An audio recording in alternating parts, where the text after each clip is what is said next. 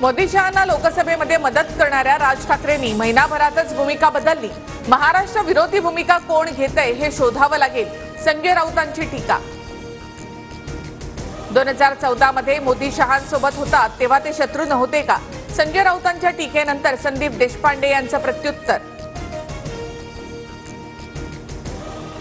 राज ठाकरे यांना महायुतीमध्ये आणू, चर्चा केल्यानंतर त्यांचं मतपरिवर्तन होईल, दीपक केसरकर यांची प्रतिक्रिया। महिलांसाठीच्या आधीच्या योजनांवर कोट्यवधींचा खर्च, तरीही लाडकी बहीण योजनेची गरज काय?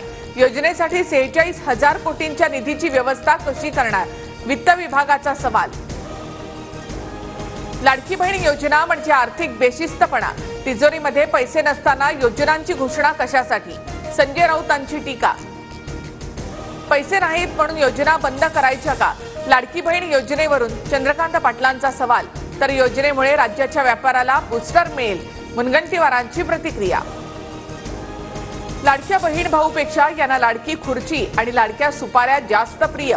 10 वर्षात सुपाऱ्यांचंच राजकारण केलं, अंबादास दानवेंचा सत्ताधाऱ्यांवर हल्लाबोल।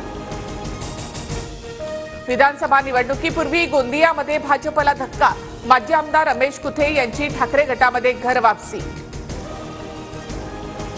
जयंत पाटलांच्या कार्यक्रमाला बाबाजानी दुराणी यांच्या मुलाची हजेरी, बाबाजानी दुराणींना पाथरीमधून उमेदवारी देण्याची कार्यकर्त्यांची मागणी। आचारसंहिता लागल्यानंतर राज ठाकरेंनी सांगितलेल्या 200 जागांमध्ये बदल होऊ शकतो, निवडणुकीपर्यंत कोणताही बदल होऊ शकतो, नारायण राणेंचं वक्तव्य। जागा वाटपाच्या चर्चेसाठी काँग्रेसकडून समिती जाहीर, नाना पटोले, बाळासाहेब थोरात, विजय वडेट्टीवार, पृथ्वीराज चव्हाण तसंच इतर नेत्यांचा समितीमध्ये समावेश। समिती महाविकास आघाडीमधील पक्षांशी जागा वाटपासंदर्भात चर्चा करेल। माझ्याकडील पेनड्राईव्ह मधील पुरावे वेळ आल्यानंतर दाखवणार, फडणवीसांनी त्यांच्याकडचे पुरावे जाहीर करावेत, अनिल देशमुख यांचं आव्हान। अनिल देशमुख फॅशन म्हणून पेनड्राईव्ह दाखवतात, पेनड्राईव्ह मध्ये काहीच नाही। अनिल देशमुखांनी फडणवीसांना दिलेल्या आव्हानानंतर आशिष देशमुख यांचं उत्तर।